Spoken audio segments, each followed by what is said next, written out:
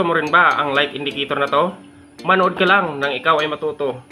Sa paggawa ng solar panel light indicator, kailangan natin gumamit ng light emitting diode at saka 10 kilo resistor. Ang mahaba na paa ng LED natin ay ang positive at saka yung maikli ang negative. Ang mahabang paa ng LED ay positive niya. Dito ko idugtong ang ating resistor. Ito na siya mga master, nadugtong ko ng resistor sa LED. Ang resistor naman ay ihina ko dito sa red wire, tapos yung walang resistor ay dito sa black wire. Finish product na tayo mga master. Ito yung resistor kanina, nakabit siya sa red wire at nilagyan ko ng sinkable tube para iwas short circuit.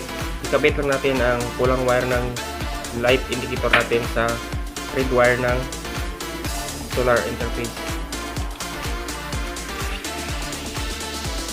At ang black wire ng ating light indicator ay ikabit natin sa black wire ng solar interface. At tapos na siya, lagyan lang natin ng takip.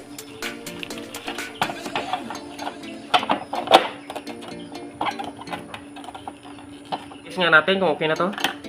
Ayan, umilaw siya. Okay na siya mga master. Special thanks to Sir Cyril Pidrat. Thank you sa ka-jersey. And also thank you to Sir Picjan Lisa and Sir Gindon Linsada.